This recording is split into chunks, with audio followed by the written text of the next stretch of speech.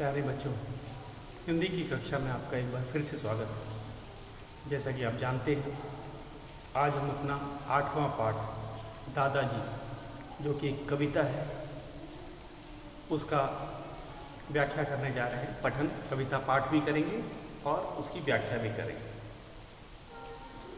तो ये जो कविता है दादाजी, वे एक हम कहेंगे जो कवि हैं, कवि ने अपने दादाजी को समर्पित कर रखा है। कहते हैं कि जो आज कल समय किसी के पास नहीं, और जो घर के बुजुर्ग होते हैं, बुजुर्ग का अर्थ है जो बड़े बूढ़े होते हैं, जैसे कि आपके दादाजी हो सकते हैं, नाना जी हो सकते हैं, वे काफ़ी अकेलापन महसूस करते हैं। बच्चे स्कूल चले जाते हैं, बड़ों के पास समय की कमी है और वे अकेलापन महसूस करने लगते हैं। कारण क्या है? क्योंकि जो जैसे जैसे लोगों की उम्र बढ़ती है, उनके दोस्त कम होने लगते हैं। कुछ तो अधिक उम्र होने के कारण उनका स्वर्गवास हो जाता है, या कुछ बीमार रहते हैं, जल्दी वे घर से बाहर नहीं निकलते। तो उनके जो साथी होते हैं, तो इसलिए बुजुर्गों के ज़रा दोस्त कम हो जाते हैं। उनको जो एकांत है, अकेलापन सबसे बुरा लगता है। उनके पास समय की कोई कमी नहीं होती। आपने अनुभव किया होगा, बहुत से बच्चे बताते हैं जैसे कि वे अपने दादा या नाना के साथ रहते हैं और वे उनके साथ खेलते भी हैं। तो जो बुजुर्गों के पास होता है, समय की कमी नहीं होती, लेकिन इसी में वे कोई किसी का साथ चाहिए हो। वो साथ किसी का भी हो सकता है। जरूरी नहीं कि जो बुजुर्ग हैं उन्हें बड़े ही लोग पसंद आते हैं। वे बच्चों के साथ, जवान के साथ, सबके साथ समय बिताना चाहते हैं। तो आपको भी यही बताया गया है, इस कवि यही कहता है कि बच्चों का भी यही फ़र्ज़ होता है कि वे उनसे बात करें, उनके साथ, उनको अपने परिवार का हिस्सा मानें, उनके साथ घूमने जाएं, उनके साथ खेलें, उनकी सेवा करें और उनको सम्मान दिया जाए। ये कुछ जो बातें हैं वो अब धीरे धीरे कुछ कम हो रही हैं। शायद इसी कारण से जो कवि ने ये कविता बच्चों को प्रेरित करने के लिए लिखी है। शायद कवि ने अनुभव किया होगा, या बच्चे अपने दादा के साथ या अपने दादी के साथ उतना समय नहीं बिताते हैं। कुछ शायद हम कहेंगे कुछ पढ़ाई के कारण, लेकिन अब बच्चे घर में रहते हुए भी ज़्यादा मोबाइल से, टीवी से उनका ज़्यादा जुड़ाव है, न कि अपने दादा से। नहीं तो बहुत साल पहले, ज़्यादा नहीं, करीब 20 साल पहले की अगर बात की जाए, तो बच्चे अपने नानी, दादी, दादा से कहानियाँ भी सुना करते थे। लेकिन अब वे, उनका ज़्यादा ध्यान मोबाइल पे जाता है, टीवी पे जाता है। और ये जो बुज़ुर्ग हैं, जो कईयों के नाना हो सकते हैं, कईयों के दादा हो सकते हैं, नानी भी हो सकती हैं, दादी भी हो सकती हैं, उन्हें कम समय में दे पाते हैं। तो एक तो सम्मान तो हमें देना ही देना चाहिए, बुज़ुर्गों का सम्मान करना तो चाहिए ही, इसमें तो कोई दो राय नहीं। हमें अपना समय भी देना चाहिए, हमें उनको अपने परिवार का हिस्सा मानना चाहिए, उनको अकेलेपन का एहसास नहीं होने देना चाहिए। तो बच्चे क्या कर सकते हैं? बच्चे उनके साथ खेल सकते हैं। और यहाँ तक कि देखा जाता है कि जो बच्चे अपने नाना या नानी के साथ ज़्यादा समय बिताते हैं, दादा दादी के साथ, नाना नानी के साथ, तो वे क्या है, वे उनको भी सीखने के लिए बहुत सी चीज़ें मिलती हैं। इसमें दोहरा फ़ायदा है।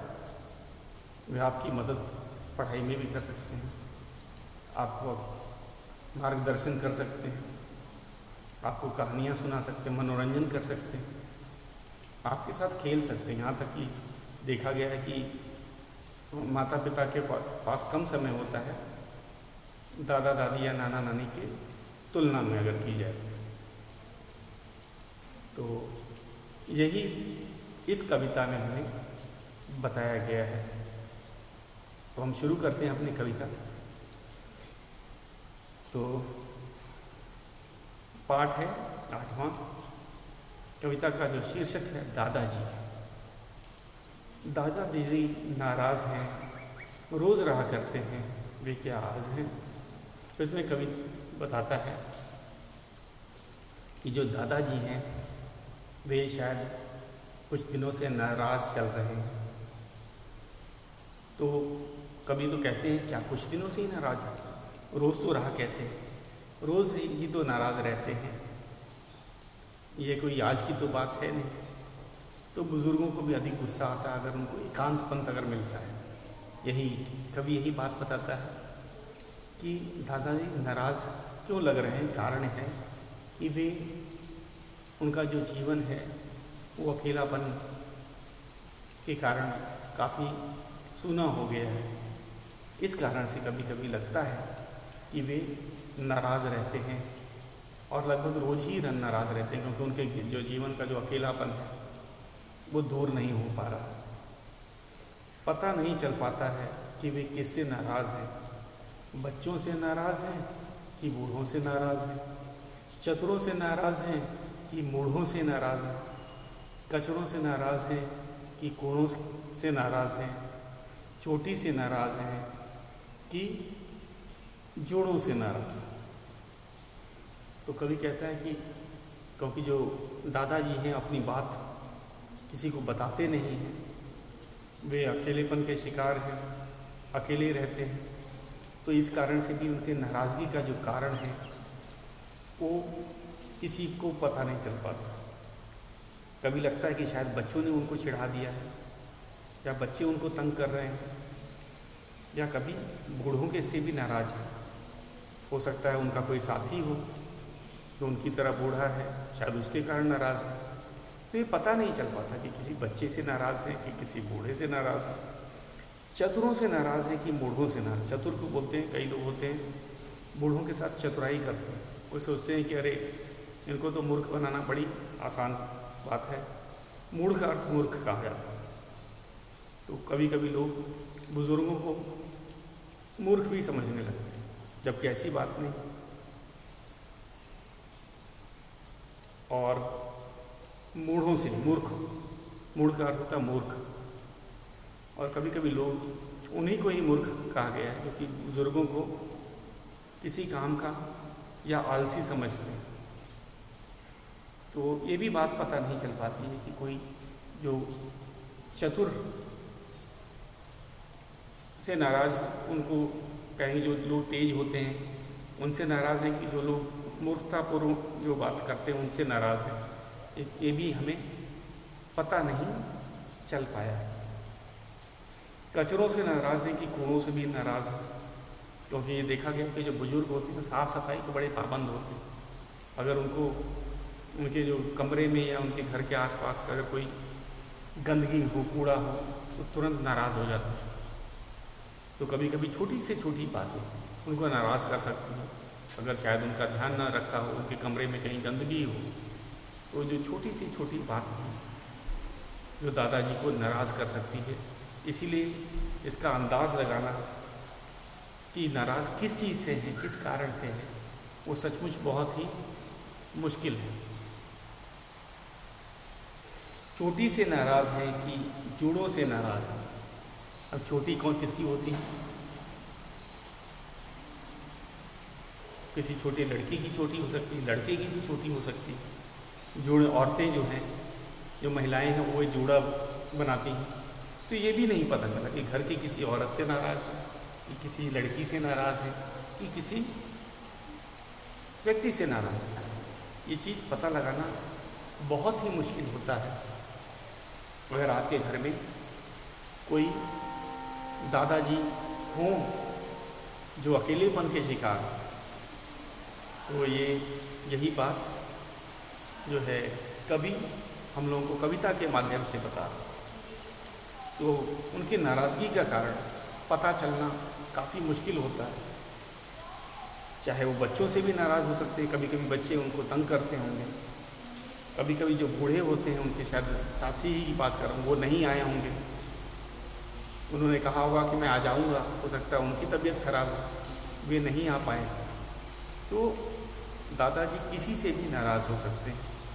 चाहे वो कोई बच्चा हो, कोई बूढ़ा हो, कोई बहुत चतुर अपने आप को बनना चाहता है।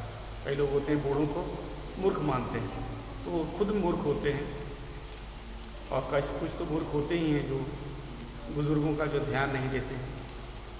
तो दादाजी किसी से भी नाराज़ हो सकते हैं। छोटी चीज़, घर के में पड़ा कोई कूड़ा या कचरा, कभी कभी समय नहीं मिल पाता, जो बहुएं होती हैं वो घर की सफाई बाद में करती, पहले बच्चों को स्कूल भेजना होता, तो उस कारण से शायद उनका कमरा समय पे साफ़ ना हो पाया हो, तो दादाजी इससे भी नाराज़ हो सकते हैं। तो एक बात ये पता लगाना काफ़ी मुश्किल होता है कि दादाजी किस कारण से नाराज़ हैं। दादाजी नाराज़ हैं, रोज़ रहा करते हैं, वे क्या आज हैं? तो ये हर कविता में, हर हम कहेंगे काव्यांश के बाद में आता है कि दादाजी तो रोज़ ही नाराज़ रहते हैं, एक दिन की तो बात नहीं है, आज की तो बात नहीं है, लगभग रोज़ ही नाराज़ रहते हैं। तो ये कवि क्या बताना चाहता है कि बुज़ुर्गों को ज़रा जल्दी नाराज़ हो जाते हैं, और हमें बड़े ध्यान से उनके साथ बर्ताव करना चाहिए। वो किसी से नाराज़ हो सकते हैं, चाहे बच्चा हो, बूढ़ा हो, औरत हो, या जरा सी उनकी सेवा में कुछ कमी हो, वे नाराज़ हो सकते हैं। तो उनकी जो नाराज़गी का कारण, क्योंकि वो बताते हैं, जो बुज़ुर्ग होते हैं वे अपने नाराज़गी का कारण भी नहीं बताते हैं, तो इस कारण जो कवि है वो काफ़ी मुश्किल में पड़ा हुआ है। क्यों उसके दादाजी क्यों नाराज़ रहते हैं, किस कारण से आज नाराज़ हो गए, वो पता करना भी काफ़ी मुश्किल होता है। दादाजी नाराज़ नहीं, उन्हें हुआ है क्या यह कोई राज नहीं, गुमसुम हैं अपने कमरे में, उन्हें बुलाए जो ऐसी आवाज़ नहीं। अब यहाँ से जो कवि है उस नाराज़गी का कारण बता रहा है, या उस अकेलेपन की, उस उदासी का कारण बता रहा है कि वे कहता है दादाजी असल में नाराज़ नहीं। ये सबको पता है कि दादाजी समझदार हैं, वो किसी से नाराज़ हो ही नहीं सकते, और ये कोई राज नहीं है, ये सबको पता है। ये सच्चाई है कि जो बुज़ुर्ग होते हैं वो किसी से नाराज़ नहीं, उनका गुस्सा कभी बच्चों से नहीं हो सकता, किसी बड़ों से नहीं हो सकता, किसी बूढ़े से नहीं हो सकता। उसका कारण क्या था? वो कारण पता है कि वे गुमसुम रहते हैं अपने कमरे में, अकेले हैं। शायद अकेलापन जो है यही कारण है, लोग समझ नहीं पाते। लोग उसको कहते हैं देखो हम तो अपने दादा की बहुत सेवा करते हैं, हम उनका बड़ा ख्याल रखते हैं, हम उन्हें कहीं आराम से रखते हैं, उनको कहीं बाहर तक नहीं जाने देते। अरे यही तो कारण है कि वे अकेले रहते हैं, और अकेलापन ही जो होता है वही, उसी के कारण वे गुमसुम, उदास और नाराज़, जो हमें लगता है, अगर व्यक्ति उदास भी हो जाता है तो हमें लगता है कि वो नाराज़ हो गए, जबकि वे उदास क्यों थे? क्योंकि भाई सबको चाहिए, तो मनुष्य होता है ना, तो एक सामाजिक प्राणी होता है। सामाजिक प्राणी मतलब हम अकेले नहीं जी सकते, हमें किसी का साथ चाहिए, चाहे वो दोस्त हो, चाहे कोई भी मनुष्य, हमें बात करने के लिए, अपनी मन की बात दूसरों तक पहुंचाने के लिए कोई ना कोई व्यक्ति और जरिया चाहिए। तो वो यही बात बताता है कि वो, क्योंकि वो गुमसुम रहते हैं, गुमसुम मतलब कि चुपचाप रहे अपने कमरे में, उन्हें बुलाए कोई ऐसी आवाज़। तो उनको बुलाने भी किस आवाज़ की बात की गई है? दादी की। इसमें कही उन्हें बुलाए जो ऐसी आवाज़ नहीं। पहले जब दादी जो जीवित थी तो वो दादा को बुलाया करती थी, पुकारा करती थी, अब वो कमरे में वो आवाज़ नहीं आती, शायद दादी जी का देहांत हो चुका है।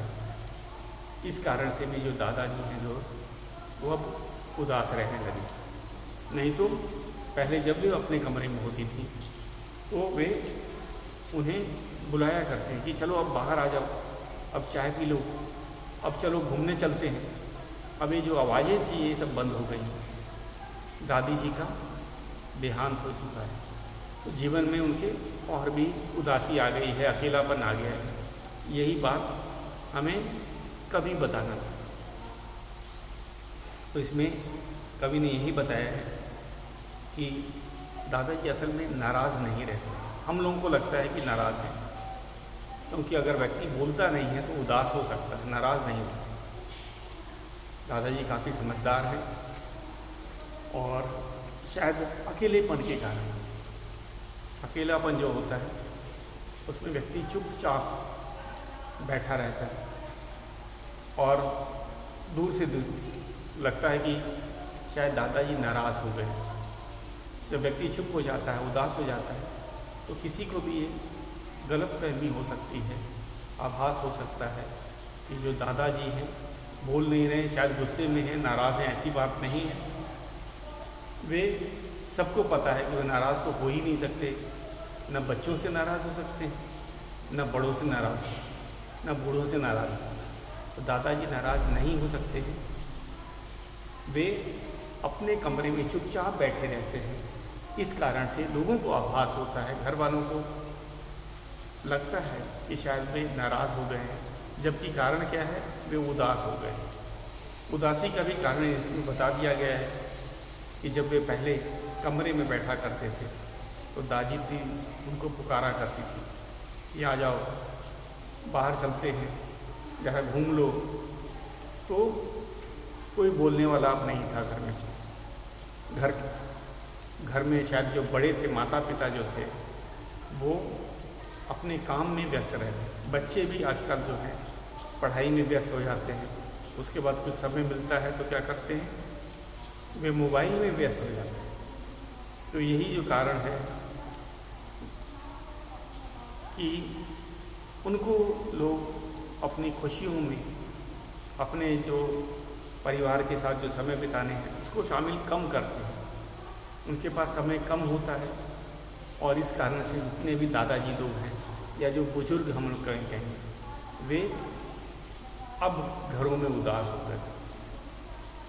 अब जो घर भी जो हैं वो गांव वाले नहीं रहे हैं। लोग